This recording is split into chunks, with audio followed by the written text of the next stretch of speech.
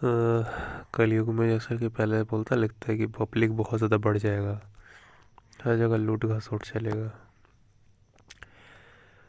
ये सब जो भविष्यवाणी वगैरह लिखा है वो पहले ही इंसान कैसे लिख दिया। अगर आप सेल्फ नॉलेज के बारे में जानेंगे, अध्यात्म के बारे में जो हमारे उपनिषदों में है, वेद में है, श्रुति ग्रंथ, वो टेंडेंसीज आत्मा को जानने की बात करता है। और अगर आप आत्मा को जान जाएंगे तो आप जानेंगे कि जो इंसान आत्मा को नहीं जानता वो शरीर को ही मैं बोलता है। तो शरीर का ही भोग उसके लिए बड़ी बड़ी बातें परंपरा बन जाएगा, ऊंची बातें बन जाएगा। अगर मैं ही मेरे जेनाइटल्स हूँ और इसके आगे मेरी और कोई पहचान नहीं है, तो जेनाइटल को सुख देना ही मेरे लिए परंपरा बन जाएगा। तो बच्चे मेरे लिए भगवान का रूप हो जाएंगे और मैं उन बच्चों के लिए भगवान का रूप हो जाऊंगा। ठीक है।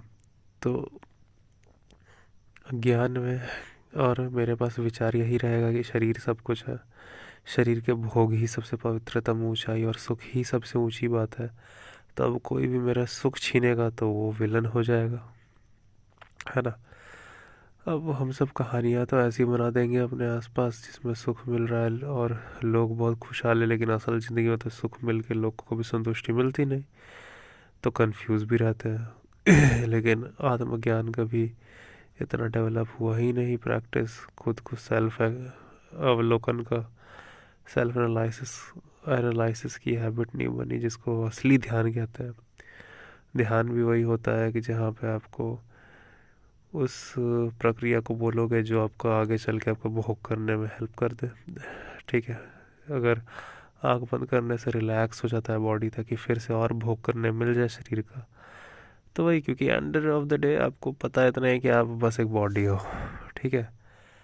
तो इसीलिए आत्मज्ञान वाला जो ध्यान होता है वो बहुत आराम से इंसान की टेंडेंसी जानते थे, ऑब्जर्वेंट लोग थे बहुत ज़्यादा असलियत में जो थे, तो वो लोग इसलिए आराम से भविष्यवाणी करते। कलयुग तब कहते हैं जब मत्थे में ज्ञान ना बेटा, काल चढ़ा रहता। काल चढ़ा रहता मतलब अपने बारे में गलत फहमी। तो अपने बारे में गलत फहमी यही चढ़ेगी ना कि शरीर ही हूँ मैं, तो बस शरीर हूँ मैं, तो भोग करना ही है। भोग करोगे तो ऑटोमेटिक बच्चे बढ़ेंगे। इसलिए कलयुग के बारे में अब आराम से तुम कर सकते हो हर चीज़। कलयुग में माँ मोहित हो जाएंगी, बच्चे बहुत ज़्यादा आगे बढ़ जाएंगे, हाँ। पॉपुलेशन का आबार रहेगा, लूट मार घसोट हर जगह चलेगा। भोग के चक्कर में तो हो रहा दीदी, आत्मज्ञान नहीं है इसलिए तो। वरना आत्मज्ञान हो जाएगा तो बताए साला भोग करके तो शांति मिलती नहीं।